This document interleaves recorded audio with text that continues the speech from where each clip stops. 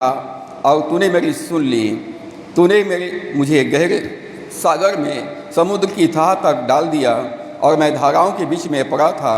तेरी भड़की हुई सब तरंगे और लहरें मेरे ऊपर से बह गई। तब मैंने कहा, मैं तेरे सामने से निकाल दिया गया हूँ, कैसे मैं तेरे पवित्र मंदिर की ओर फिर ताकूँगा। परमेश्वर अपने वचन के पढ़े जाने और सुने जाने पर आशीष दे। आइए हम प्रार्थना करें। सर्वशक्तिमान पिता परमेश्वर, हमारे उद्धारकर्ता प्रभु यीशु के नाम से आपके चरणों में आते हैं। इस सुंदर समय के लिए धन्यवाद करते हैं। आपके जीवित वचन के लिए हम धन्यवाद करते हैं। प्रिय पवित्र आत्मा, हम आपका स्वागत करते हैं। हमारे जीवन में आइए और वचन का प्रकाशन हमको दीजिए।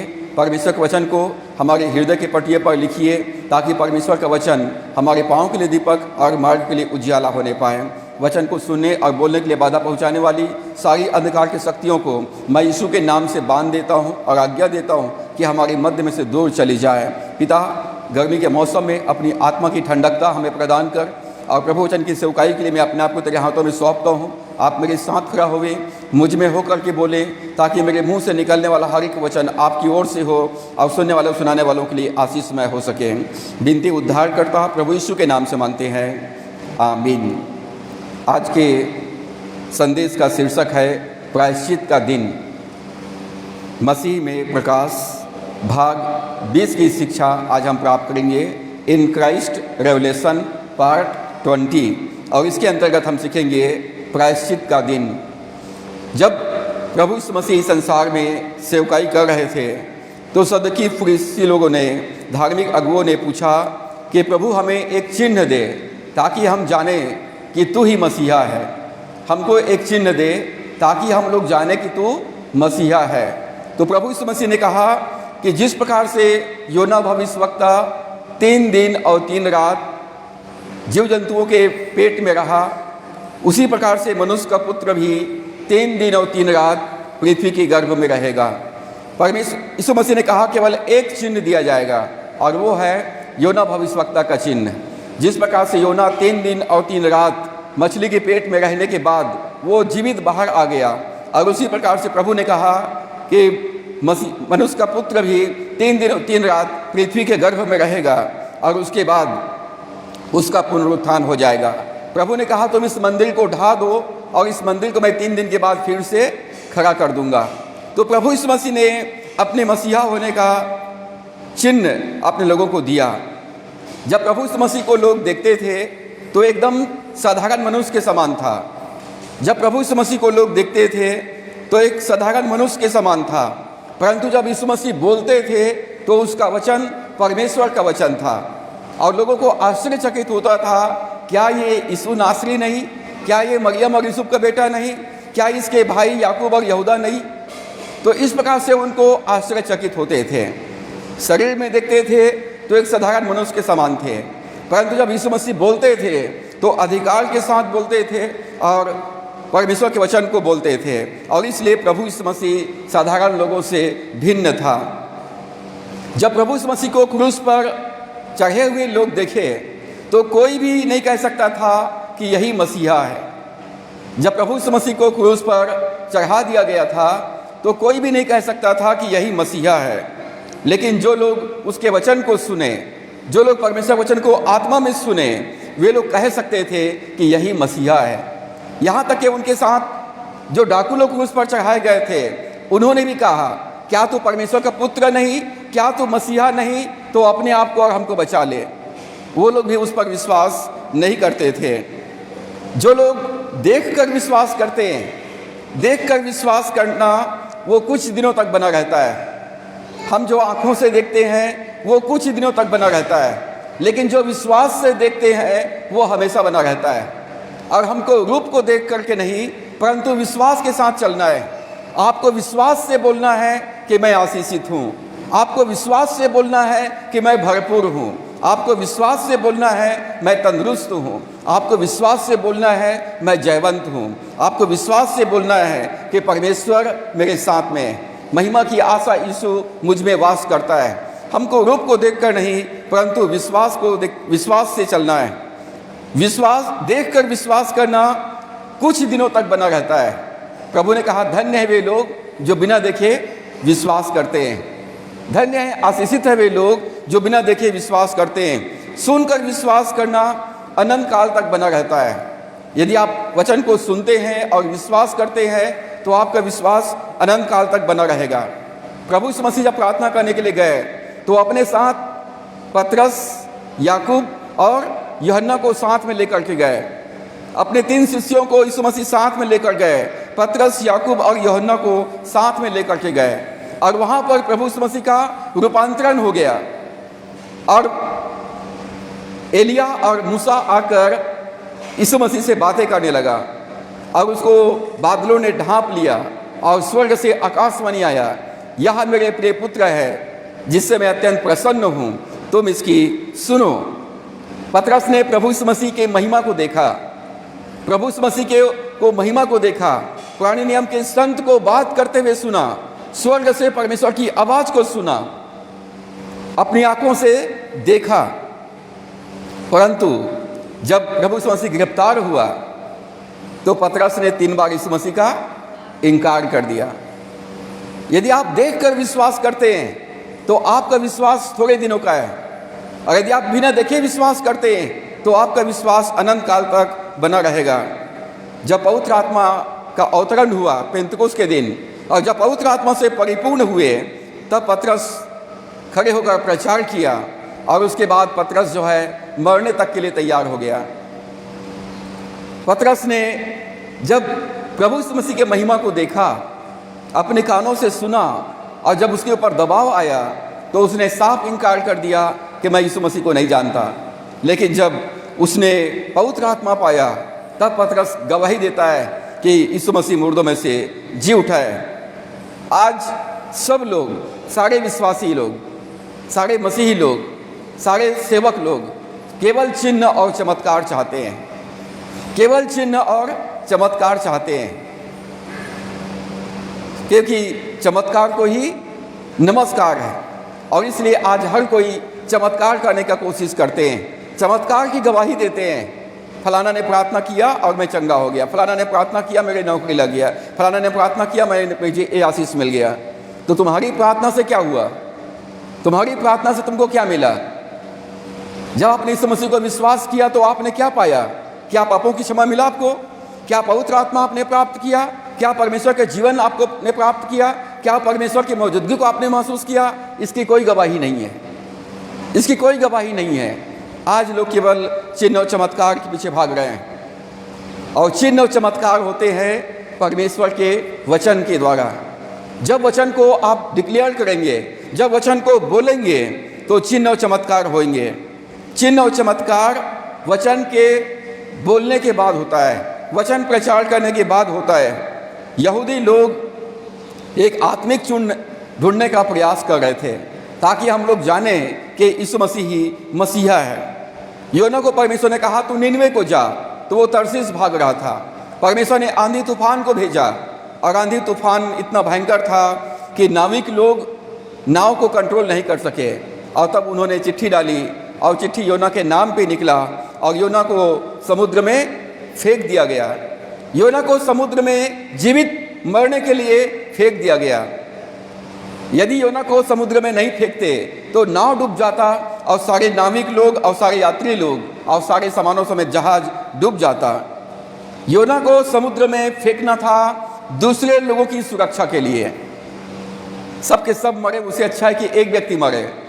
तो योना को फेंकना था दूसरे लोगों की सुरक्षा के लिए। योना को बलिदान होना था ताकि जहाज में जितने भी सवार हैं वे लोग बच जाए।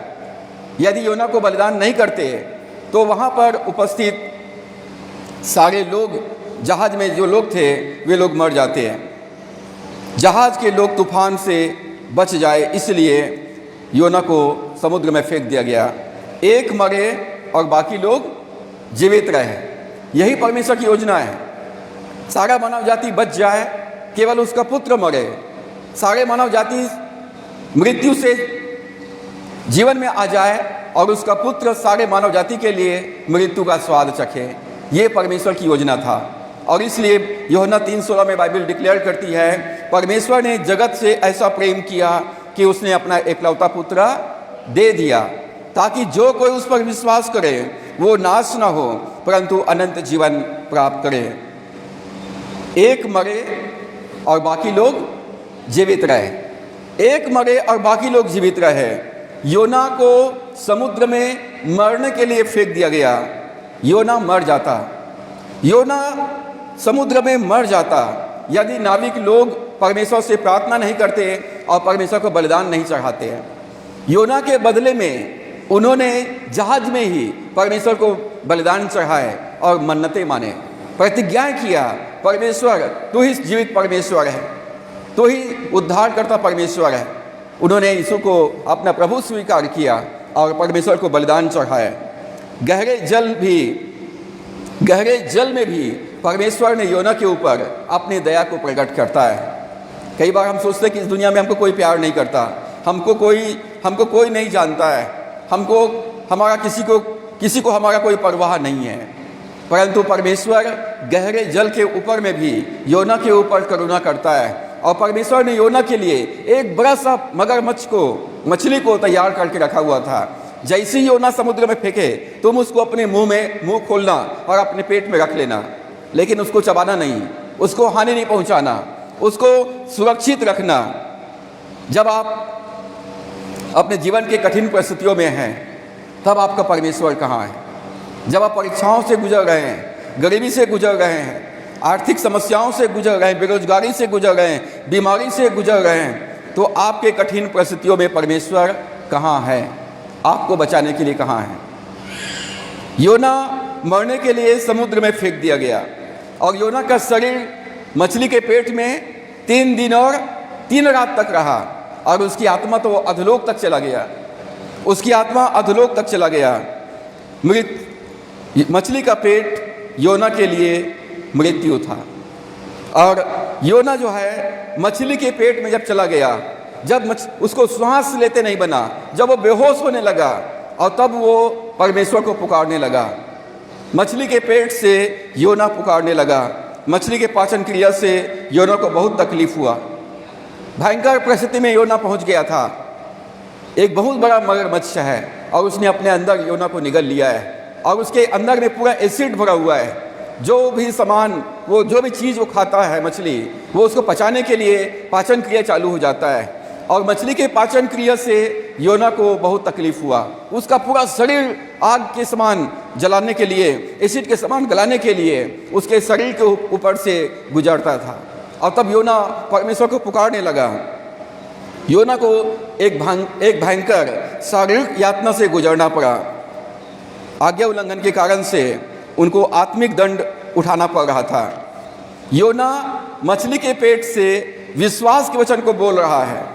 योना अब यहाँ पर एक अलगाव को महसूस कर रहा है कि मैं संसार से बहुत दूर हो गया हूँ, ईश्वर से दूर चला गया हूँ, मैं अधोलोक तक उतर गया हूँ, पहाड़ों के नीचे तक आ गया हूँ, समुद्र के अधोलोक तक में पहुँच गया हूँ। और इस प्रकार से योना को परमेश्वर से अलगाव का दर्द महसूस हो रहा है और योना को एक प्रकार से नरक का अनुभव हो रहा है। यदि निनवे के लोग मन नहीं फिराते, निनवे के लोग पश्चाताप नहीं करते, तो उनको यही दुख उठाना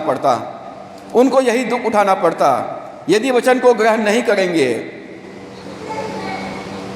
तो उनको भी दुख उठाना पड़ता। परंतु अब योना विश्वास करने लगा।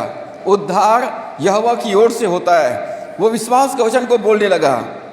जब हम विश्वास का वचन बोलेंगे तब परिस्थितियाँ आपको बांध के नहीं रख सकती हैं। जब आप वचन को बोलेंगे तब परिस्थितियाँ आपको बांध के नहीं रख सकती है।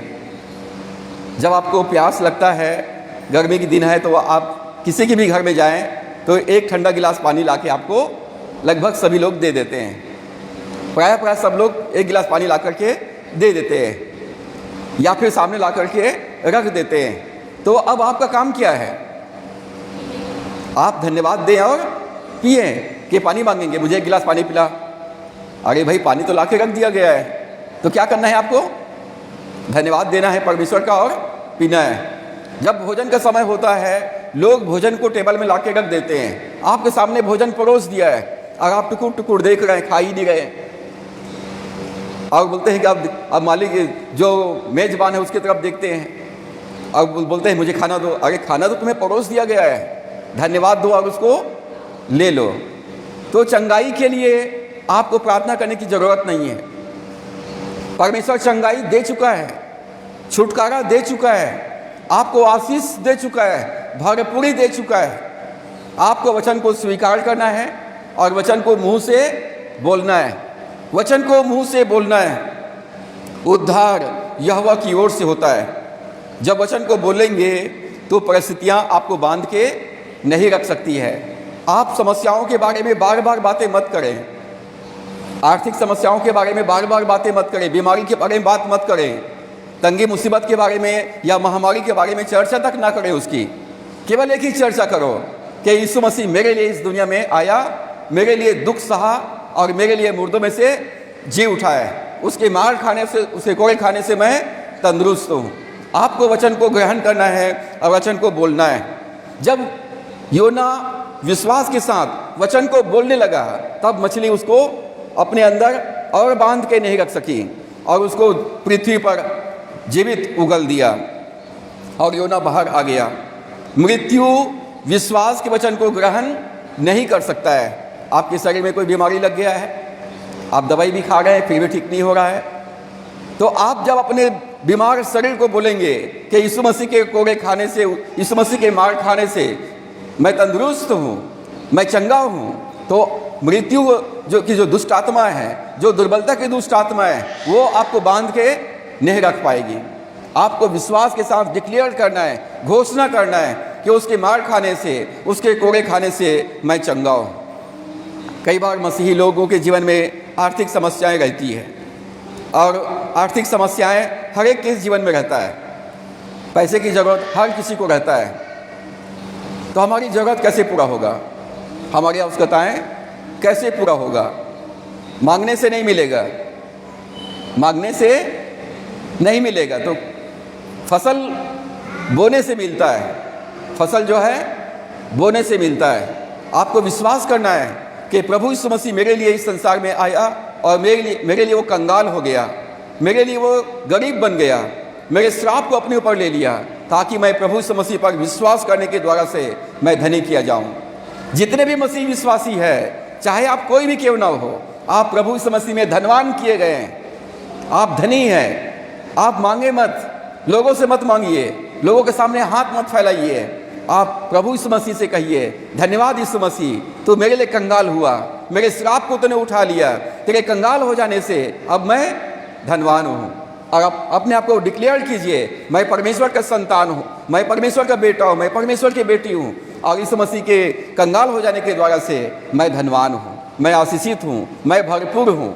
आपको ये डिक्लेयर करेंगे तो जो गरीबी की जो दुष्ट आत्मा है, कंगालीपन के जो दुष्ट आत्मा है, वो आपको बांध के नहीं रख पाएगा,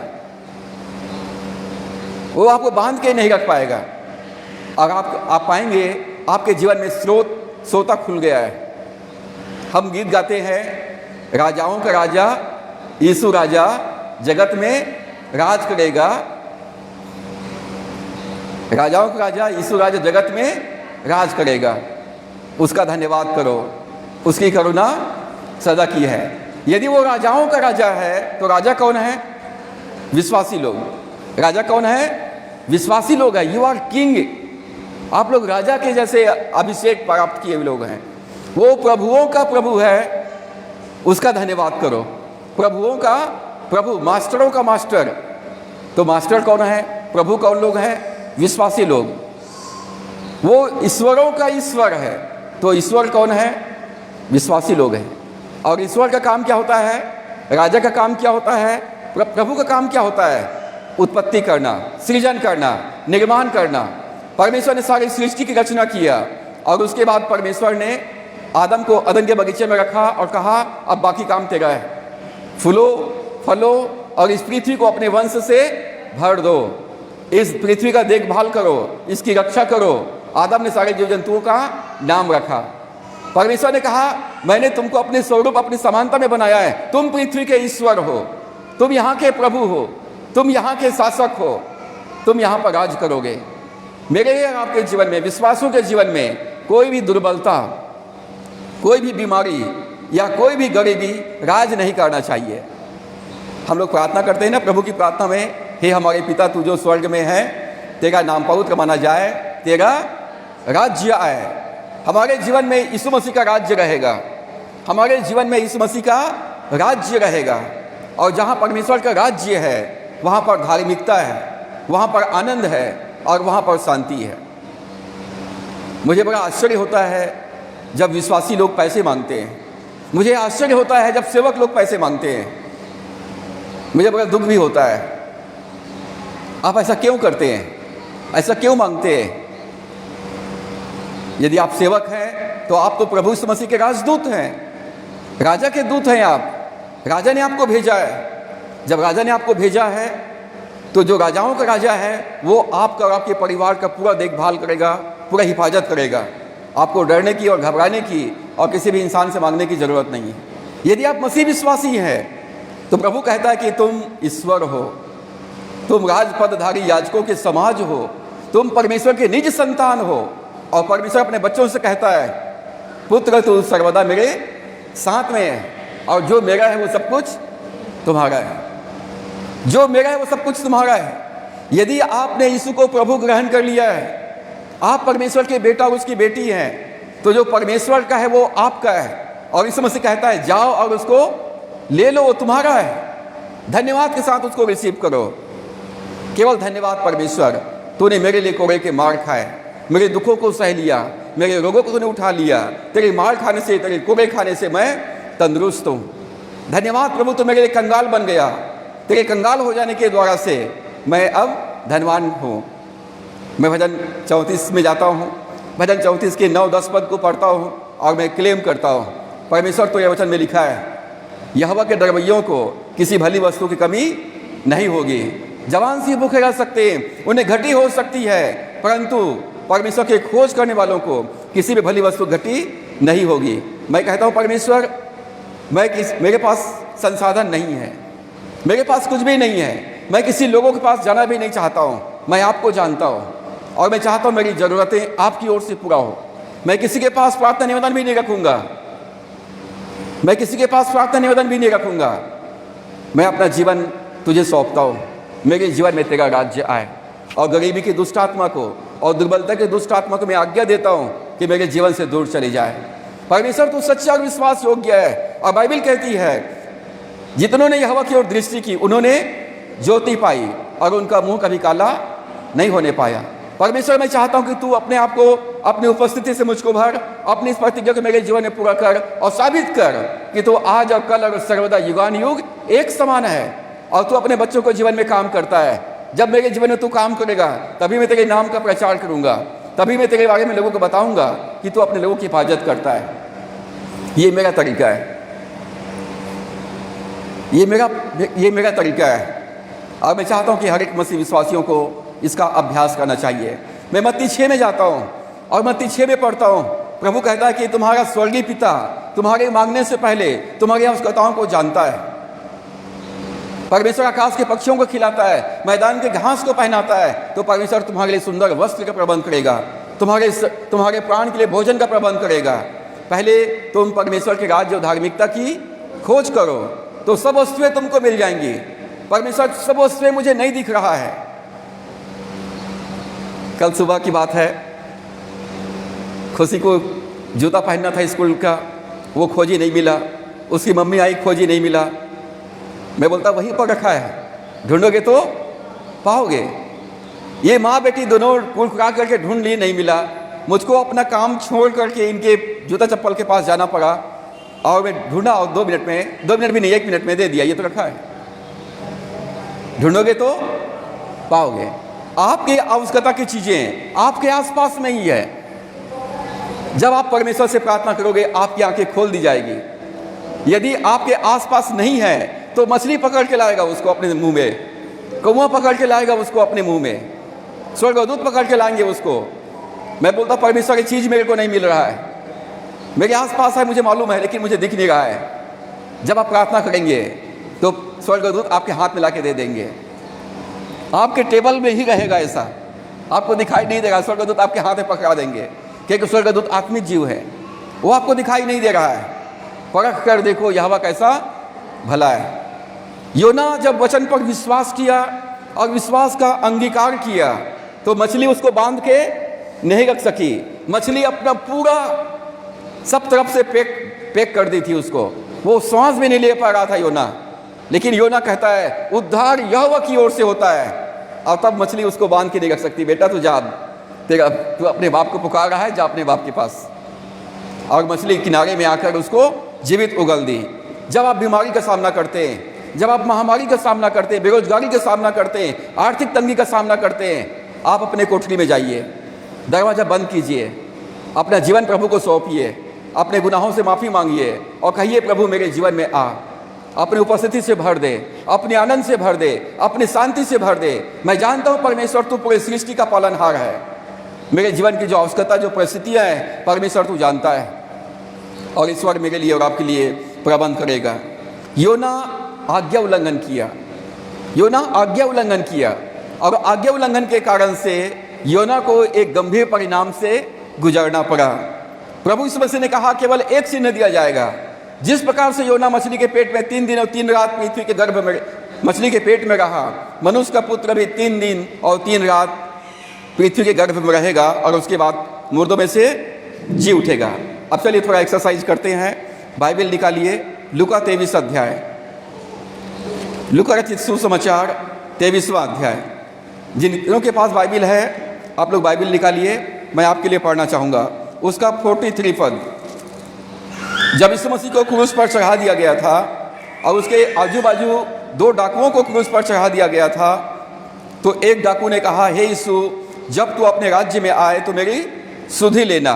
और तब प्रभु यीशु मसीह ने कहा, मैं तुझसे सच कहता हूँ कि आज ही तू मेरे साथ स्वर्गलोक में होगा। डाकू ने कहा, हे यीशु, जब तू अपने राज्य में आए तो मेरी सुधि लेना। तो प्रभु यीशु मसीह ने उस डाकू से, उस पश्चातापी डाकू से कहा, आज ही तू मेरे साथ स्वर्गलोक में होगा। यदि हम इस पद को पढ़ते हैं तो प्रभु यीशु मसीह तो क्रूस से अपना प्राण दिया और तुरंत स्वर्गलोक में डाकू को लेकर चला गया। यदि इस पद को हम समझें तो प्रभु यीशु मसीह क्रूस पर से अपना प्राण त्यागा और डाकू को लिया और स्वर्ग में चला गया। लेकिन प्रभु यीशु मसीह स्वर्ग में नहीं गया, प्रभु यीशु मसीह अधोलोक में गया, क्योंकि योना का चिन्ह है 3 दिन और 3 रात। प्रभु यीशु मसीह क्रूस पर प्राण त्यागते ही स्वर्गलोक में नहीं गया। 3 दिन और 3 रात तक उसका शरीर कब्र में था। रोमी गवर्नमेंट ने मोहर लगा दिया था, रोमी सिपाही पहरेदारी कर रहे थे और उसकी आत्मा अधोलोक में चला गया। तो प्रभु यीशु मसीह ने डाकू से कहा था, आज ही तो मेरे साथ स्वर्गलोक में होगा। तो इसके शब्द में कोई गड़बड़ी नहीं है। प्रभु ने कहा, आज मैं तुझसे कहता हूँ, आज मैं तुझसे कहता हूँ, तू मेरे साथ स्वर्गलोक में होगा। जो आज ही है वो अनुवाद में गड़बड़ी हुआ है। प्रभु यीशु मसीह कथन में कोई गड़बड़ी नहीं है। आज ही तो मेरे साथ स्वर्गलोक में होगा, ये सेंटेंस सही नहीं है। प्रभु ने कहा, आज मैं तुझसे कहता हूँ, तू मेरे साथ स्वर्गलोक में होगा। जब पुराने नियम में मूसा ने इस्राएलियों को परमेश्वर की आज्ञाएं और उनकी प्रतिज्ञाएं, व्यवस्था, आशीष, श्राप की बातें सुनाया, तो मूसा व्यवस्था विवरण 30 अध्याय के 15 पद में कहता है, आज मैंने तुझे जीवन और मृत्यु की बातें दिखा दिया है। आज मैंने तुझको जीवन और मृत्यु की बातें बता दिया है और मैं चाहता हूँ कि तू जीवन को अपना ले। आज मैं तुमको बता दे रहा हूँ। अब मानना और नहीं मानना तुम्हारी बात है, तुम्हारे ऊपर में है। यदि तुम मानोगे तो स्वर्ग में हम यीशु के साथ स्वर्ग में जरूर होंगे। यूहन्ना रचित सुसमाचार उसके 19 अध्याय और उसके 30 पद में प्रभु यीशु ने कहा, पूरा हुआ, और सिर झुकाकर प्राण त्याग दिए। यीशु मसीह ने कहा पूरा हुआ और सिर झुकाकर अपना प्राण त्याग दिया। जब यीशु मसीह ने प्राण त्याग दिया तो उसके प्राण कहाँ गया? उसके प्राण कहाँ गया? मत्ती 27 अध्याय निकालेंगे। मत्ती रचित सुसमाचार 27 अध्याय और उसका कुछ पदों को हम पढ़ेंगे। मत्ती 27 और उसके 45 पद से पढ़ते हैं तो लिखा है, दोपहर से लेकर तीसरे पहर तक उस सारे देश में अंधेरा छाया रहा। तीसरे पहर के निकट यीशु ने बड़े शब्द से पुकार कर कहा, एली एली लमा सबक्तनी, अर्थात हे मेरे परमेश्वर तूने मुझे क्यों छोड़ दिया। यहाँ पर हम पाते हैं कि प्रभु यीशु मसीह ने परमेश्वर के अलगाव को महसूस किया। परमेश्वर के साथ उसका संबंध टूट गया था और यीशु मसीह ने पुकारा, हे मेरे परमेश्वर तूने मुझे क्यों छोड़ दिया। दोपहर 12 बजे से लेकर 3 बजे तक पूरे देश में अंधकार छाया हुआ था। सूर्य ने अपना मुंह छिपा लिया था और प्रभु यीशु मसीह ने 50 पद में लिखा है, 50 पद में, तब यीशु ने फिर बड़े शब्द से चिल्लाकर प्राण छोड़ दिया। पहली यीशु मसीह ने 2 बार पुकारा परमेश्वर को। पहली बार चिल्लाया तो कहा, हे मेरे परमेश्वर तूने मुझे क्यों छोड़ दिया। और दूसरी बार बड़े चिल्लाकर, हे पिता मैं अपनी आत्मा तेरे हाथ में सौंपता हूँ, ये कहकर अपना प्राण छोड़ दिया। बड़े शब्द से चिल्लाकर प्राण छोड़ दिया। यहाँ पर यीशु मसीह ने अपना प्राण अर्थात अपनी आत्मा छोड़ दिया।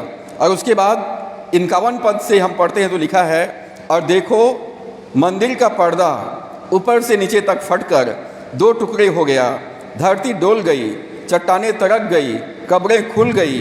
सोए हुए पवित्र लोगों की बहुत से 100 जी उठे और उसके जी उठने के बाद वे कब्रों में से निकलकर पवित्र नगर में गए और बहुतों को दिखाई दिए।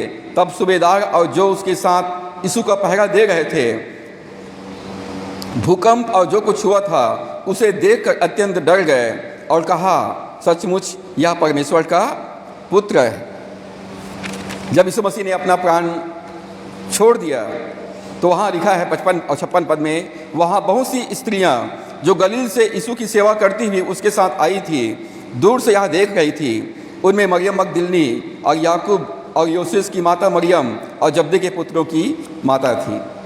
दोपहर 12 बजे से लेकर 3 बजे तक अंधकार छाया रहा और 3 बजे प्रभु यीशु मसीह ने चिल्लाकर अपना प्राण त्याग दिया। और जो यरूशलेम का जो मंदिर था वो 3 भागों में था। पहला आंगन था और उसके बाद पवित्र स्थान और उसके बाद महापवित्र स्थान। पवित्र स्थान और महापवित्र स्थान के बीच में एक बड़ा सा पर्दा था। जब यीशु मसीह ने अपना प्राण त्याग दिया तो मंदिर का पर्दा ऊपर से नीचे तक फट गया, 2 टुकड़े हो गया।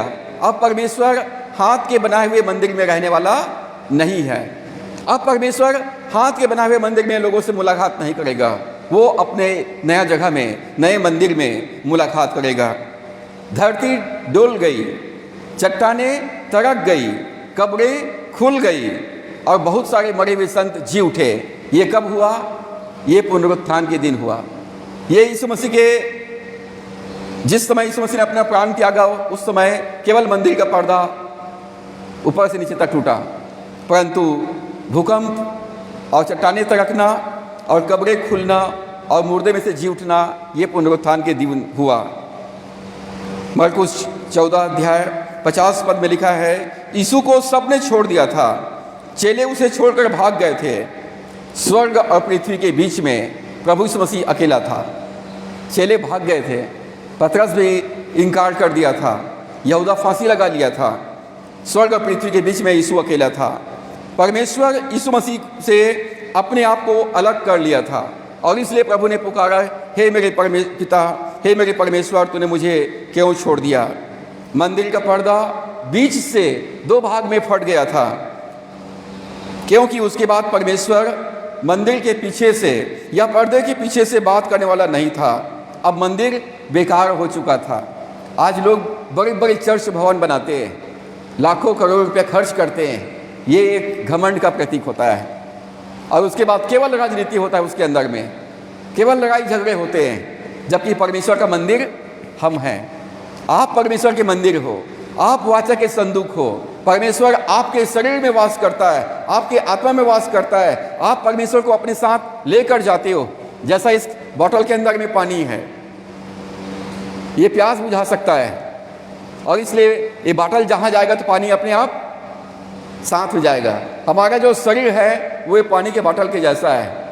जो परमेश्वर हमारे अंदर में है, हम उसको अपने अंदर में लेके जाते हैं। आप कहीं भी अकेले नहीं हैं, हर जगह परमेश्वर आपके साथ में है, और इसलिए जहाँ भी आपको ज़रूरत है आप परमेश्वर को पुकार सकते हैं। परमेश्वर मनुष्य से अब दूसरे स्थान पर मिलने वाला था। वो मंदिर के पीछे, पर्दे के पीछे से बात करने वाला नहीं था। यीशु ने कहा पूरा हुआ। क्या पूरा हुआ?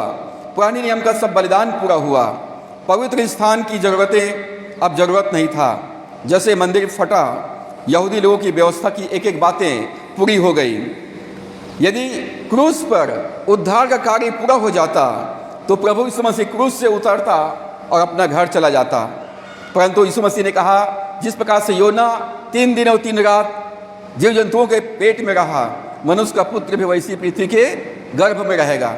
यीशु मसीह अपना प्राण त्याग दिया। लोगों ने उसके शरीर को कब्र में रखा और उसकी आत्मा अधोलोक में गया। धरती डोल गई, चट्टानें तरक गई। क्यों? जब आदम ने पाप किया तब भी यही हुआ था। जब आदम ने पाप किया तो परमेश्वर पुकार उठा, हे आदम तू कहाँ है? हे आदम तू कहाँ है? और पृथ्वी जो है कहर उठी थी, सृष्टि कहर उठी थी। मत्ती 27:52 से 53 पद में लिखा है, कब्रें खुल गई, सोए हुए पवित्र लोगों की बहुत लोथें जी उठी। उसके जी उठने के बाद वे कब्रों से निकलकर पवित्र नगर में गए और बहुत लोगों को दिखाई दिए। यह घटना प्रभु समझ के पुनरुत्थान के बाद का है। जब तक मरे हुए में से पहला फल का पुनरुत्थान न हुआ तब तक लोग कैसे जी उठ सकते थे? पुनरुत्थान के बाद ही इनका जी उठना संभव था। पर्दे के पीछे का कार्य समाप्त हो गया। परमेश्वर की उपस्थिति अब मंदिर से चला गया। प्रभु ने कहा, जहाँ 2 या 3 मेरे नाम से इकट्ठे होते हैं उनके मध्य में मैं उपस्थित होता हूँ। यीशु मसीह में अब एक नया जीवन का आरंभ हो गया। प्रभु ने कहा, हे पिता, मैं अपनी आत्मा तेरे हाथों में सौंपता हूँ। अपने न्याय को जारी रख ताकि पाप की मजदूरी मृत्यु पूरा चुका दिया जाए। यहाँ पिता, पुत्र और पवित्र आत्मा ये तीनों काम कर रहे हैं। मनुष्य के जीवन से सारे पाप को दूर करना है, सारे गरीबी को दूर करना है, सारे बीमारी को दूर करना है, उनको शैतान के बंधन से मुक्त करना है। ये कार्य अभी भी जारी है। परमेश्वर अपना जीवन देना चाहता था प्रभु यीशु मसीह के द्वारा से, ताकि सारे मानव जाति के जीवन को प्राप्त कर सके। मृत्यु और पाप की कीमत प्रभु यीशु मसीह ने चुकाया। प्रभु यीशु मसीह से पहले कोई भी आत्मिक रूप से जी नहीं उठा। लाजर को यीशु मसीह ने मुर्दों में से जिलाया, यारी की बेटी को जिलाया, विधवा के बेटे को जिलाया। ये लोग दोबारा मर गए, लेकिन यीशु मसीह आत्मा में जी उठा।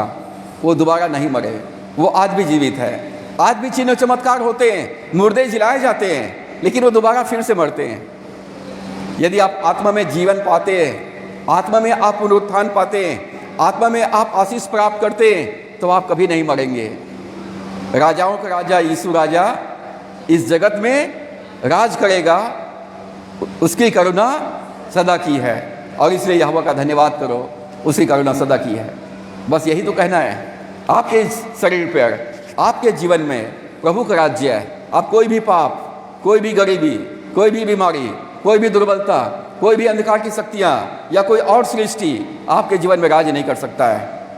वो राजाओं का राजा है, वो प्रभुओं का प्रभु है, वो ईश्वरों का ईश्वर है। उसका धन्यवाद करो, क्योंकि उसकी करुणा सदा की है। प्रभु यीशु मसीह हमारे लिए इस संसार में मानव का देह धारण किया, हमारे लिए क्रूस पर प्राण दिया, हमारे लिए वो मार दिया गया, हमारे लिए गाड़ दिया गया, और तीसरे दिन हमारे लिए प्रभु यीशु मसीह मुर्दों में से जी उठा है। हमारे लिए मुर्दों में से जी उठा है। जो सो गए हैं उनमें से वो पहला फल है। क्योंकि जब आदम के द्वारा से मृत्यु आया तो दूसरा आदम यीशु मसीह के द्वारा से जीवन आया। आदम में सब मरते हैं और प्रभु यीशु मसीह में सब जिलाए जाते हैं। जब हम यीशु मसीह पर विश्वास करते हैं तो हमारी आत्मा नरक से निकलता है, हमारी आत्मा का पुनरुत्थान हो जाता है। हम आत्मा में परमेश्वर का जीवन प्राप्त करते हैं, हम परमेश्वर के आशीष को प्राप्त करते हैं। जैसे आदम में सब मरते हैं, वैसी मसीह में सब जिलाए जाते हैं। परंतु हर एक अपनी अपनी बारी से पहला फल मसीह, फिर मसीह के आने पर उसके लोग होते हैं। मत्ती 27 52 और 53 पद में लिखा है, पहला फल मसीह है। इसका मतलब है क्रूसारोहण के दिन कोई भी मुर्दों में से नहीं जी उठा, केवल यीशु मसीह का पुनरुत्थान हुआ। यीशु के पुनरुत्थान के पहले कोई मुर्दों में से नहीं जी उठा, और यदि कोई मुर्दों में से जी भी उठा तो उसको दोबारा मरना पड़ा होगा, जो चमत्कार के द्वारा से जी उठे थे। प्रभु यीशु मसीह का क्रूसारोहण के पश्चात स्वर्गलोक, प्रभु यीशु मसीह क्रूसारोहण के पश्चात क्रूस पर अपना प्राण देने के बाद वो स्वर्गलोक में नहीं गया, वो अधोलोक में गया। 3 दिन और 3 रात तक यीशु की आत्मा नरक की आग में जला, हम सब के लिए मृत्यु का स्वाद चखा, पूरा दाम चुका दिया गया है। अब यीशु मसीह में आप आज़ाद हो, यीशु मसीह में स्वतंत्र हो, आप आशीषित हो, भरपूर हो। जैसा योना मछली के पेट में वचन को ग्रहण किया और विश्वास के साथ वचन को बोला, वैसी जब वचन को आप विश्वास के साथ बोलेंगे तो आपके जीवन में परिस्थितियाँ आपको बांध के नहीं रख सकेगी, आप स्वतंत्र हो जाएंगे, आज़ाद हो जाएंगे। अब हम चलेंगे लेव व्यवस्था, जिसको हमने उत्तरवादी पाठ में पढ़ा है। लेव व्यवस्था 16 अध्याय, लेव व्यवस्था 16 अध्याय पुराने नियम में उत्पत्ति, निर्गमन, लेव व्यवस्था। और हमारी बाइबल में हेडिंग दिया हुआ है प्रायश्चित का दिन, द डे ऑफ अटॉनमेंट, प्रायश्चित का दिन। इसका समय दिया हुआ है, कब मनाना था इसको।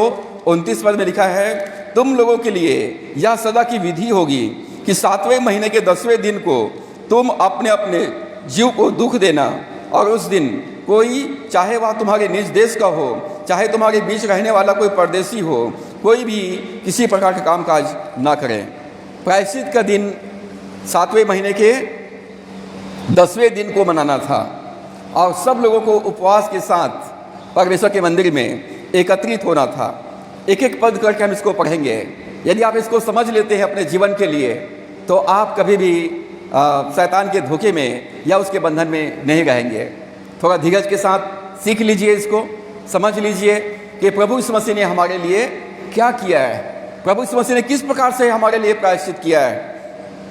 पहला पद, जब हारून के 2 पुत्र यहोवा के सामने समीप जाकर मर गए, उसके बाद यहोवा ने मूसा से बातें की। 2 पद में, और यहोवा ने मूसा से कहा, अपने भाई हारून से कहा कि संदूक के ऊपर के प्रायश्चित वाले ढकने के आगे बीच वाले पर्दे के अंदर पवित्र स्थान में हर समय ना प्रवेश करे, नहीं तो मर जाएगा, क्योंकि मैं प्रायश्चित वाले ढकने के ऊपर बादल में दिखाई दूंगा। परमेश्वर ने कहा कि महापवित्र स्थान में केवल साल में एक बार प्रवेश करना है, और वो भी बलिदान का लहू को लेकर जाना था। वहाँ पर कोई बार बार प्रवेश नहीं कर सकता था। महापवित्र स्थान में महायाजक वर्ष में एक बार पाप बलि का लहू को लेकर जाता था, और यदि कोई गलत तरीके से मंदिर में प्रवेश करता था तो वो मर जाता था। परमेश्वर ने हारून के 2 पुत्रों को मार डाला। साल में केवल एक बार परमेश्वर के सामने उसके उपस्थिति में जा पाते थे, ये परमेश्वर की आज्ञा था। महापवित्र स्थान में केवल महायाजक वर्ष में एक बार प्रायश्चित का लहू को लेकर प्रवेश करता था। पद 3 में लिखा है, जब हारून पवित्र स्थान में प्रवेश करे तो इस रीति से प्रवेश करे, अर्थात पाप बलि के लिए एक बछड़े को और होम बलि के लिए एक मेढ़े को लेकर आए। महायाजक को महापवित्र स्थान में प्रवेश करने से पहले उनको 2 बलिदान चढ़ाना था, एक पाप बलि और एक होम बलि। वो स्वयं अपने लिए पहले उनको बलिदान चढ़ाना था, उनको एक बछड़ा और एक मेमना लेना था। स्वयं अपने लिए और अपने परिवार के लिए एक बछड़ा पाप बलि के लिए और एक मेढ़ा होम बलि के लिए चढ़ाना था, क्योंकि सबने पाप किया है। उनको पहले अपने लिए पाप बलि और होम बलि चढ़ाना था। पद 4 में, वह सनी के कपड़े का पवित्र अंग रखा और अपने तन पर सनी के कपड़े की जांघिया पहने हुए और सनी के कपड़े का कटिबंध और सनी के कपड़े की पगड़ी भी बांधे हुए प्रवेश करे। ये पवित्र वस्त्र है और वह जल से स्नान करके इन्हें पहने। दूसरी बात, महायाजक को जल से स्नान करना था और पवित्र वस्त्रों को पहनना था। जो सनी का कोट, सनी की पगड़ी, सनी की जांघिया और सनी का कटिबंध था। जल से स्नान करना था, पवित्र वस्त्र को पहनना था और पाप बलि और होम बलि के लिए अपने और अपने परिवार के लिए पहले उनको बलिदान करना था। उसके बाद 4 पद में लिखा है,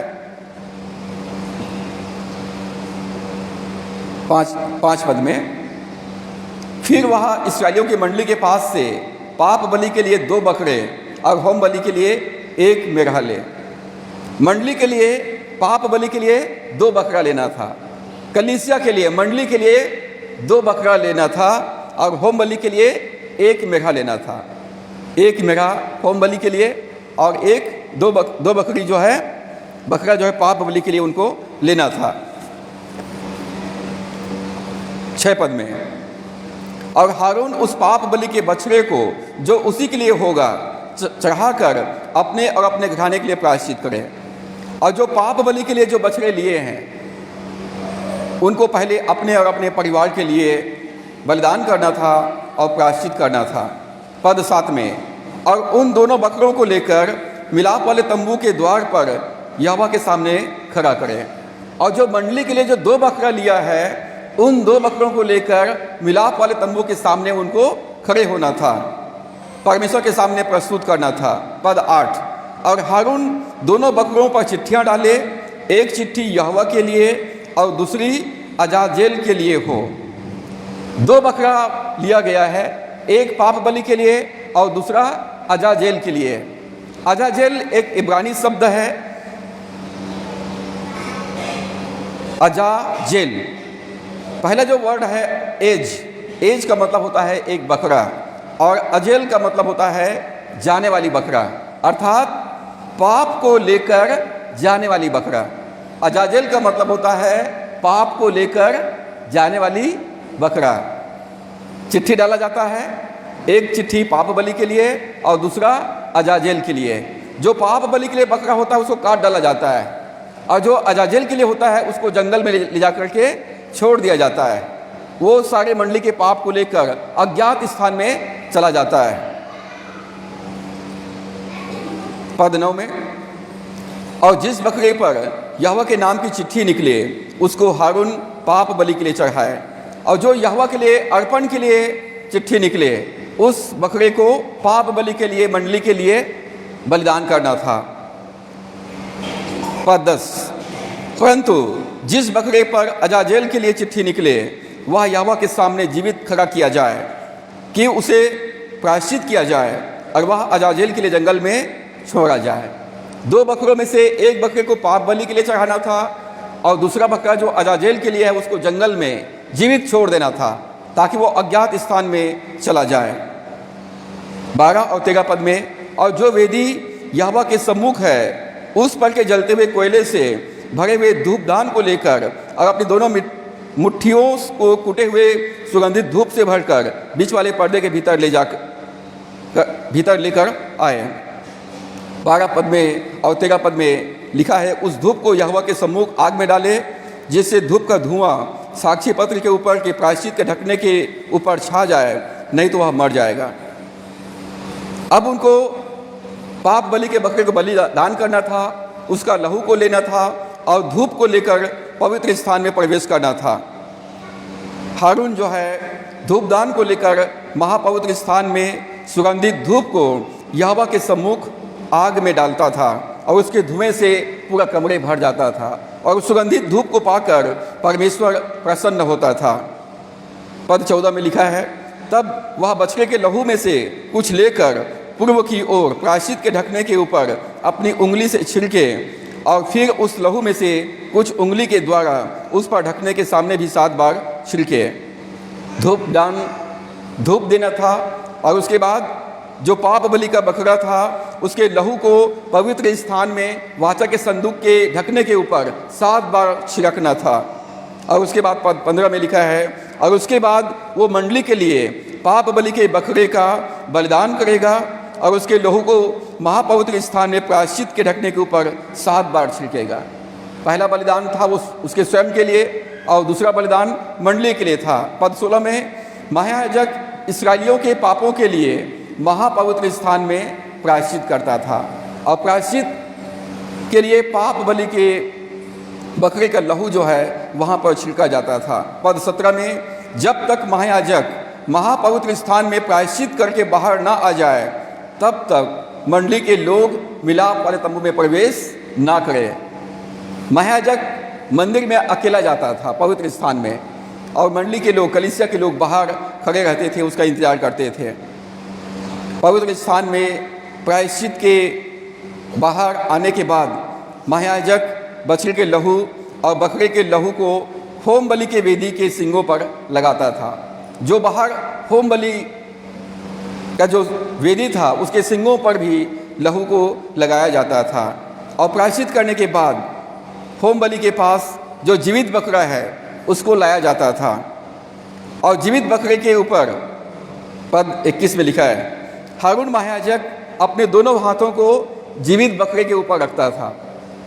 एक बकरे को बलिदान कर दिया गया, उसका लहू को भीतर पवित्र स्थान में और बाहर वेदी के सींगों पर लगा दिया गया है, प्रायश्चित किया गया।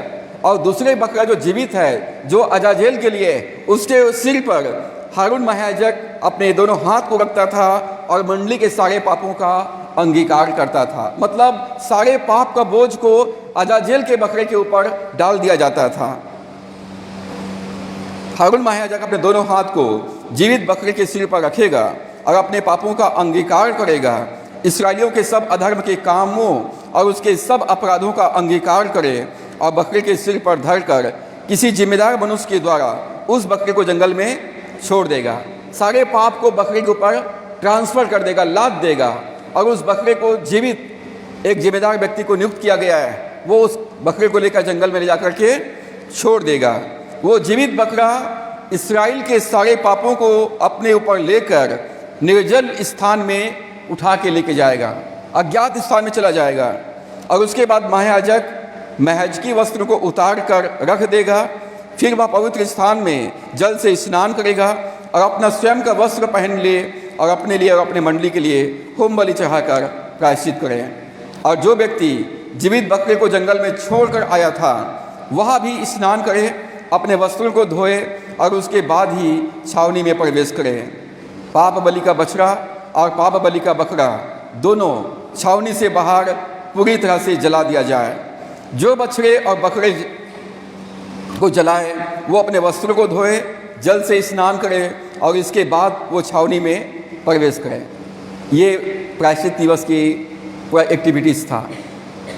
पहले महायाजक को अपने लिए, अपने परिवार के लिए पाप बलि और होम बलि के लिए एक बकरा और एक मेढ़ा को, एक बछड़ा और एक मेढ़ा को बलिदान करना था, और उसके बाद मंडली के लिए 2 बकरे को पाप बलि के लिए और एक मेढ़े को होम बलि के लिए चढ़ाना था। तो जो 2 बकरे था उसमें से एक पाप बलि के लिए बलिदान किया गया और दूसरा बकरे को जीवित अजाजेल के लिए जंगल में छोड़ दिया गया। अब इसका प्रभु यीशु मसीह के बलिदान से क्या संबंध है? प्रभु यीशु मसीह के बलिदान से क्या संबंध है? मंडली के लिए 2 बकरा लिया गया है। पहला बकरा पाप बलि के लिए बलिदान हुआ और ये न्याय को आने से रोका, ये न्याय को आने से रोका। दूसरा बकरा पाप को दूर कर दिया। पहला बकरा पाप के लिए बलिदान हो गया, न्याय को आने से रोका। दूसरा बकरा पाप को दूर किया, इस्राएलियों के पापों को लेकर दूर चला गया। अजाजेल बकरा पाप को लेकर निराले देश में चला जाता है और ये प्रतीक है कि प्रभु यीशु मसीह ने हमारे पापों को हमसे दूर कर दिया है। पूरब से पश्चिम जितना दूर, उतने दूर किए हमारे गुनाह, हमारे जितने भी पाप अपराध है उसके लिए प्रभु यीशु मसीह बलिदान हो गया। और दूसरा काम, वो हमारे पापों को लेकर वो निराले स्थान में, अज्ञात स्थान में, सबसे निचले स्थान में, अधोलोक में, नरक में चला गया। हमारे पापों को, हमारे रोगों को, हमारे श्राप को, हमारे कंगालीपन को प्रभु यीशु मसीह ने हमेशा के लिए दूर कर दिया है। पहला बकरा प्रभु यीशु मसीह के शरीर को दर्शाता है। पहला बकरा प्रभु यीशु मसीह के शरीर को दर्शाता है। प्रभु यीशु मसीह का शरीर को लोगों ने बुरी तरह से कुचला, हाथ पैर में कीले छेदे, पांजर में भाला छेदा, कांटों का मुकुट पहना है, कोड़े के मार खाए। प्रभु यीशु मसीह पूरी तरह से हमारे लिए पाप बलि हो गया। दूसरा बकरा प्रभु यीशु मसीह की आत्मा को दर्शाता है। प्रभु यीशु मसीह आत्मा में हमारे सारे पाप को, सारे बीमारी को, सारे गरीबी को, सारे श्राप को अपने अंदर में सोख लिया, अपनी आत्मा में लेकर वो अधोलोक में चला गया। प्रभु यीशु मसीह आत्मा में सारे मानव जाति के पापों को लेकर अधोलोक में चला गया। जब यीशु मसीह ने अपना प्राण छोड़ दिया तो उसकी आत्मा अधोलोक में चला गया, जहाँ सारे मानव जाति जाने वाले थे, और पापों को लेकर कोई भी स्वर्ग में नहीं जा सकता है, और इसलिए पापों से मन फिराना बहुत आवश्यक है। जब यीशु ने अपनी आत्मा में मृत्यु को लिया, सारे मानव जाति के मृत्यु को अपने आत्मा में ले लिया, सारे पाप को, श्राप को, गरीबी को, बीमारी को अपने आत्मा में ले लिया, तो प्रभु यीशु मसीह ने जीवन को आज़ाद किया। मैं अपना जीवन देता हूँ, प्रभु ने कहा, मैं इसलिए आया हूँ कि वो जीवन पाए और बहुतायत का जीवन पाए। प्रभु ने जीवन को रिलीज कर दिया और सारे पाप को, सारे श्राप को, गरीबी को, बीमारी को अपने आत्मा में लेकर वो अज्ञात स्थान में चला गया। अब मुझको और आपको गरीबी में रहने की ज़रूरत नहीं है। चाहे आप परमेश्वर की सेवा करते हैं, चाहे आप एक विश्वासी हैं, आप राजाओं के राजा हैं, राजाओं के राजा का बेटा है, उसकी बेटी है, और प्रभु कहता है जो मेरा है सब कुछ तुम्हारा है। अपने विश्वास का वचन को लो और अंगीकार करो। दुर्बलता की दुष्ट आत्मा, दरिद्रता की दुष्ट आत्मा आपको बांध करके नहीं रख सकता, उसके पास पावर नहीं है, क्योंकि प्रभु यीशु मसीह ने पूरा दाम चुका दिया गया है। जब यीशु मसीह आत्मा में मृत्यु को लिया और जीवन को आज़ाद किया तो प्रभु यीशु मसीह के शरीर में मृत्यु आया। जब यीशु मसीह ने मृत्यु को लिया और जीवन को छोड़ दिया तो उसके शरीर में मृत्यु आया। जब तक प्रभु यीशु मसीह के अंदर में उसका प्राण था, उसकी आत्मा था, उसके शरीर को कोई मार नहीं सकता था। जब यीशु अपने आत्मा में मृत्यु को लिया तो यीशु मसीह का शरीर मर गया। यीशु मसीह अपने सनातन आत्मा को चढ़ाया। प्रभु यीशु मसीह ने अपना आत्मा परमेश्वर के हाथों में सौंप दिया। हे पिता, मैं अपनी आत्मा तेरे हाथों में सौंपता हूँ, ताकि पूरा मानव जाति का दंड दिया जा सके। न्याय संतुष्ट हो गया। परमेश्वर ने अपने पुत्र के आत्मा को देखा, अपने प्राण को उड़ेल दिया यीशु मसीह ने, तो स्वर्ग इसे संतुष्ट हुआ और सारे मानव जाति का पाप का दाम पूरा कीमत चुका दिया गया। ये कीमत चुकाना क्रूस पर शुरू हुआ और केवल 3 घंटे में समाप्त नहीं हुआ। ये 3 दिन और 3 रात तक अधोलोक में जारी था। 3 दिन और 3 रात तक प्रभु यीशु मसीह ने हम सबों के लिए मृत्यु का स्वाद चखा। और भजन संहिता 103 के 12 पद में दाऊद कहता है, हे मेरे मन, तू यहोवा का धन्य का और उसे किसी उपकार को नहीं भूलना, क्योंकि वही तेरे पापों को क्षमा करता है। हमारे पाप को क्षमा कैसे किया? यीशु ने पाप बलि चढ़ा दिया अपने शरीर को, और वो अजाजेल बनकर आत्मा में सारे पाप और अधर्म को लेकर वो अधोलोक में चला गया। और इसलिए ईश्वर का धन्यवाद करो। धन्यवाद यीशु मसीह, तूने मेरे लिए पापी बना, मेरे लिए मेरे अधर्म को तूने अपने ऊपर लेकर मेरे जीवन से दूर कर दिया।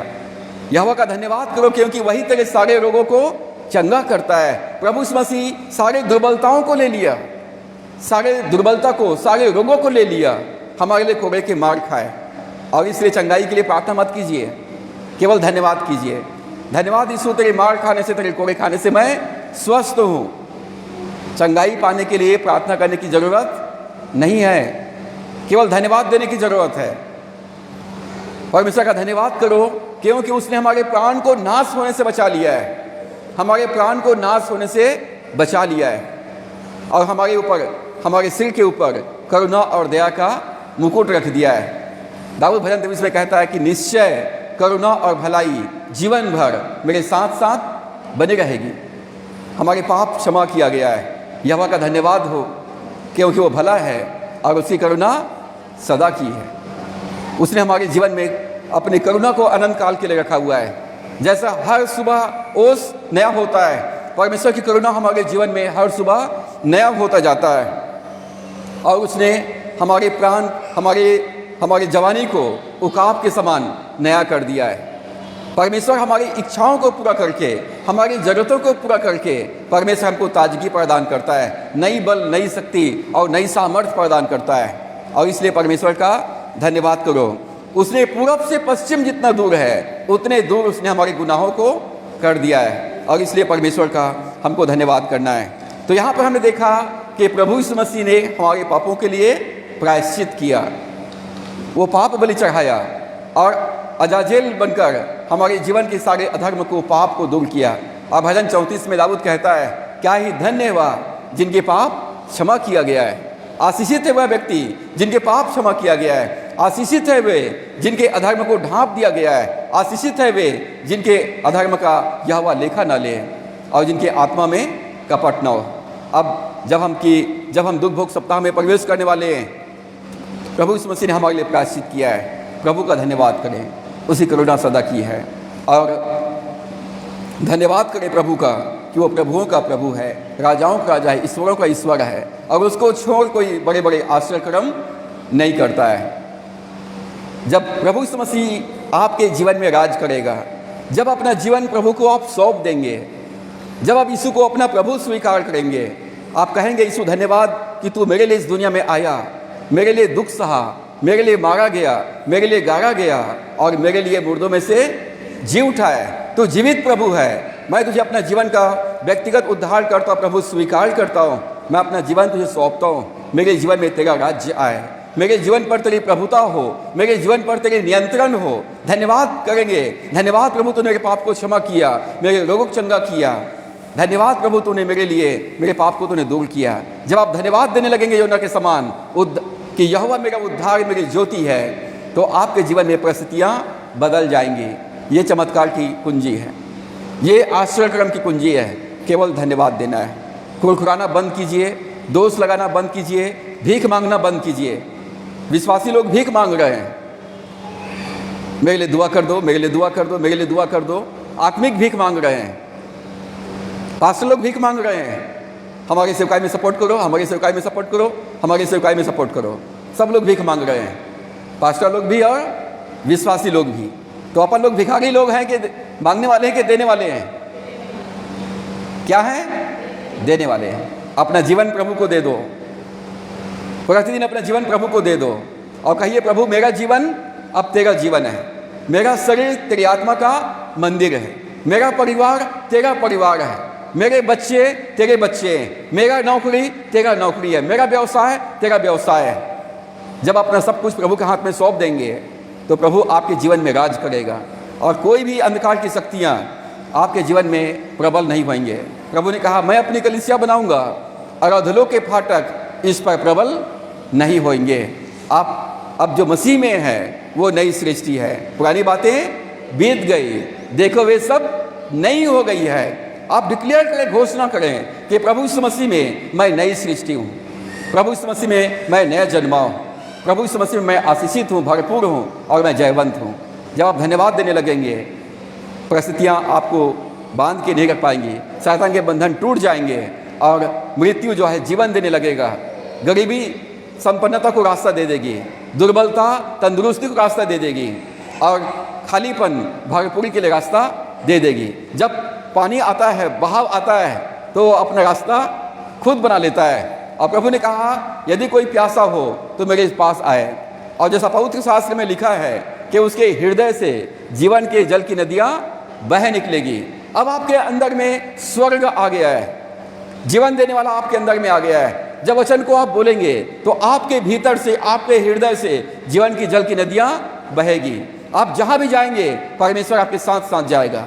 आप जीवित परमेश्वर को, पूरे स्वर्ग को अपने साथ लेकर के जाएंगे। प्रभु इस मसीह ने हमारे लिए प्रायश्चित किया है, इसलिए मन फिराओ और अपने पापों से पश्चाताप करो। इस मसीह के नाम से बपतिस्मा लो तो तुम पवित्र आत्मा का दान पाओगे और ये तुम्हारे लिए, तुम्हारे संतानों के लिए और उन सब दूर दूर के लोगों के लिए और तुम्हारे दास दासियों के लिए है। ये गिफ्ट में है। गिफ्ट में प्रभु ने हमको दो चीज़ दिया है, पापों की क्षमा और दूसरा पवित्र आत्मा दिया है। और वो हमारा जो शरीर है वो परमेश्वर की आत्मा का मंदिर है। पौलुस कहता है अब मैं मसीह के साथ क्रूस पर चढ़ा दिया गया हूँ, अब मैं जीवित नहीं रहा परंतु यीशु मसीह मुझ में जीवित है। अब यीशु मसीह हम में जीवित है। हमारा जीवन प्रभु का जीवन है, हमारा परिवार प्रभु का है और इसलिए प्रभु अपने वाचा के संदूक को हिफाजत करेगा। हमारा शरीर उसके वाचा का संदूक है। परमेश्वर स्वर्गदूतों को इसलिए हमारे चारों तरफ नियुक्त किया हुआ है, इसलिए हमको हाथों हाथ उठाता है और इसलिए हमारे भोजन के लिए, हमारे शरीर के लिए भोजन, प्राण के लिए भोजन और शरीर के लिए वस्त्र प्रदान करता है। और हमको चिंता नहीं करना है, पहले तुम उसके राज्य धार्मिकता की खोज करो तो सब वस्तुएं तुम्हें मिल जाएंगी। सो परमेश्वर इन वचनों के द्वारा से हम सबों को आशीष प्रदान करें। आइए हम सब अपने स्थान में खड़ा हो जाएं और मसीह गीत संग्रह से हम गीत नंबर 602 को हम गाएंगे। गीत नंबर 602। खुशी खुशी मनाओ, खुशी खुशी मनाओ, बोलो बोलो मसीहा की जय जय जय। छोटा कोरा सा, इसलिए आप लोग जैसे ही हम गाना चालू करते हैं आप लोग गीत गाते हुए सामने आकर अपना अपना भेंट अर्पित कर सकते हैं। खुशी खुशी मनाओ, खुशी खुशी मनाओ, खुशी खुशी मनाओ, खुशी खुशी मनाओ, बोलो बोलो मसीहा की जय जय जय, बोलो बोलो मसीहा की जय जय जय। मेरे लिए आया, मेरे लिए जिया, मेरे लिए आया, मेरे लिए जिया, मेरे लिए यीशु ने दुख उठाया, मेरे लिए यीशु ने दुख उठाया, मेरे लिए मार गया, मेरे लिए गाड़ गया, मेरे लिए मार गया, मेरे लिए गाड़ गया, मेरे लिए फिर जी उठा मेरा है मसीह, मेरे लिए फिर जी उठा मेरा है मसीह। मैं मसीह का हूँ, हम मसीह के हैं, खुशी खुशी मनाओ, खुशी खुशी मनाओ, खुशी खुशी मनाओ, खुशी खुशी मनाओ, बोलो बोलो मसीहा की जय जय जय, बोलो बोलो मसीहा की जय जय जय। आइए हम प्रार्थना करें। हम धन्यवाद करते हैं प्रभु यीशु, आप हमारे लिए इस दुनिया में आए, हमारे लिए आपने दुख सहा, हमारे लिए मारे गए, हमारे लिए गाड़े गए और हमारे लिए मुर्दों में से जी उठे। आप जीवित प्रभु हैं, आप मेरा प्रभु है, मेरे परिवार का प्रभु है, मेरे बच्चों का प्रभु है, आप कलीसिया का प्रभु है, आप सारे पृथ्वी का आप प्रभु हैं। प्रभु अनुग्रह कर हर एक कान तुझे बार बार सुनने पाए, हर एक जुबान बार बार कबूल करने पाए कि यीशु मसीह ही प्रभु है। पिता, हम धन्यवाद करते हैं कि आप हमारे जीवन का उद्धार है और हमारे जीवन की ज्योति है। हमारा वर्तमान, हमारा भविष्य तेरे हाथों में सुरक्षित है। धन्यवाद प्रभु यीशु, आपने हमारे लिए पूरा पूरा प्रायश्चित किया। आप हमारे लिए पाप बलि बनकर अपना प्राण आपने त्याग दिया। धन्यवाद प्रभु, हमारे जीवन से सारे पाप को, अधर्म को, हमारे जीवन के श्राप को हमारे जीवन से हमेशा के लिए दूर कर दिया है। और आप बाइबल घोषणा करती है, आप जो मसीह में है वो नई सृष्टि है, पुरानी बातें बीत गई, देखो वे सब नई हो गई है। धन्यवाद प्रभु, आपने हमको स्वर्गीय स्थानों में सारे आत्मिक आशीषों से हमको आशीषित किया है। हम धन्यवाद करते हैं पिता, प्रभु इस मसीह में सारी प्रतिज्ञाएं हाँ और आमीन में है। प्यारे प्रभु, जो वचन में बीज बोया गया है, हर एक विश्वासियों के जीवन में 30 गुना, 60 गुना और 100 गुना तक फल लाने पाए। जो वचन रूपी बीज बोया गया पिता, हर एक विश्वासी उसको आनंद के साथ ग्रहण करने पाए और अपने जीवन में डिक्लेयर करने पाए कि प्रभु ने मेरे पाप क्षमा किया है, प्रभु ने मेरे रोगों को चंगा किया है, प्रभु यीशु मसीह ने मेरे जीवन के सारे अधर्म को दूर किया है, सारे गरीबी को दूर किया है। अब मैं यीशु मसीह में आशीषित हूँ, मैं यीशु मसीह में भरपूर हूँ और यीशु मसीह में मैं परमेश्वर की संतान हूँ। पिता दया कर पिता, योना के समान हर एक विश्वासी अपने विश्वास का अंगीकार करने पाए। मैं दुआ करता हूँ पिता, यहाँ पर जितने भी विश्वासी भाई बहने बच्चे उपस्थित हैं, हर एक को अपने पाप अपने लहू से धोकर शुद्ध पवित्र कर, हर एक की आत्मा प्राण शरीर को चंगाई और जीवन प्रदान कर, हर एक को अपनी आत्मा की भरपूरी दे, अपनी उपस्थिति से भर दे। इनके जीवन में तेरा राज्य आए, तेरे प्रभुता इनके जीवन पर हो और हर एक बंधन और श्राप को मैं यीशु के नाम से मैं तोड़ता हूँ। पिता, इनके जीवन में उद्धार की घोषणा करता हूँ, कल्याण की मैं घोषणा करता हूँ, एक नया अभिषेक को इन विश्वासियों के जीवन में रिलीज करता हूँ कि हर एक विश्वासी पिता आपके पुनरुत्थान का गवाह बन जाए और हर एक विश्वासी आत्मा से परिपूर्ण हो जाए, हर एक विश्वासी अपने जीवन में आशीषित हो जाए और परमेश्वर हर एक विश्वासी प्रभु आपकी सामर्थ्य से आपके पुनरुत्थान की गवाही देने वाले बन जाए। पिता परमेश्वर, जो बच्चे छोटे बच्चे में उनको तेरे हाथों में सौंपता, उन पर अनुग्रह कर, उन्हें उत्तम स्वास्थ्य दे, बच्चों के परवरिश के लिए उनकी शिक्षा के लिए सारे उचित संसाधनों का प्रबंध कीजिए। जो हमारे जवान है पिता, इन जवान बच्चों के पढ़ाई में तो आशीष दे, जो कंपटीशन एग्जाम्स दे रहे हैं, जो जॉब के लिए ट्राई कर रहे हैं पिता, उनके जॉब के लिए प्रभु आप द्वार खोलिए। जो जॉब के लिए बाहर गए हुए हैं, पढ़ने के लिए बाहर गए हुए हैं पिता, हमारे बच्चों पर अनुग्रह कर, उन्हें सुरक्षा प्रदान कर। जो ड्यूटी में है पिता, वो उनके संग और साथ में रहिए। जो बीमार स्वस्थ, उनको चंगाई प्रदान कीजिए। पिता, मैं यीशु के नाम से इस कलीसिया से जुड़े हुए हर एक सदस्यों को, विश्वासी भाई बहनों को मैं यीशु के नाम में आशीषित करता हूँ। अपनी महिमा और अपनी भलाइयों को हर एक के जीवन में प्रकट कीजिए।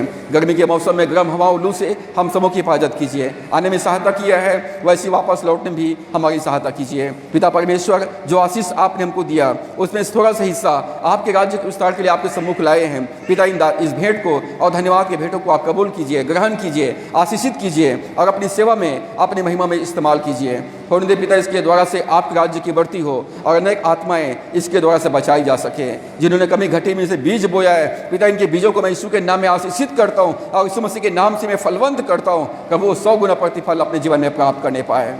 परमेश्वर तेरा धन्यवाद करते हैं, आपने हमारी प्रार्थना को सुना है। जो बहनें हमारे बीच में उपस्थित है, जो भाई लोग हमारे बीच में उपस्थित है पिता, उनके जीवन के सारे मनोकामनाएं यीशु के नाम में पूरा किया जाए। मैं यीशु के नाम में पिता आशीषित करता हूँ। हर एक विश्वासी पिता परमेश्वर यहाँ से कोई भी खाली ना जाने पाए। हर एक को स्पर्श कर अपनी उपस्थिति से भर दे, अपने प्रेम से भर दे, अपने आनंद से भर दे, अपनी शांति से भर दे, अपने पवित्र आत्मा से भर दे, ताकि परमेश्वर हर कोई पिता एक नई आशा, एक नई उम्मीद, एक नए जीवन के साथ यहाँ से जाने पाए।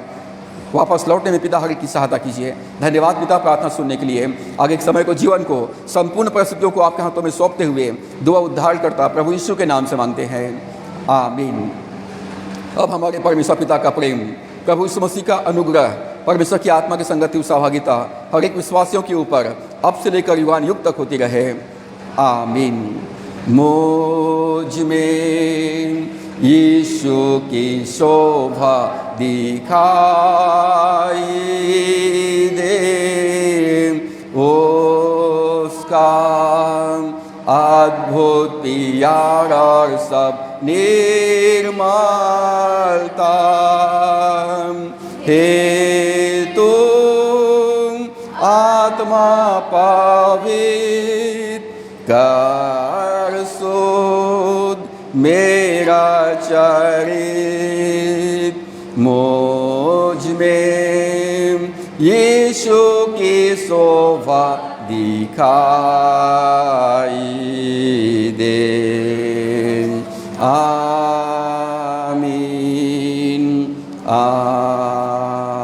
आशीष दे सबको। जय मसीह।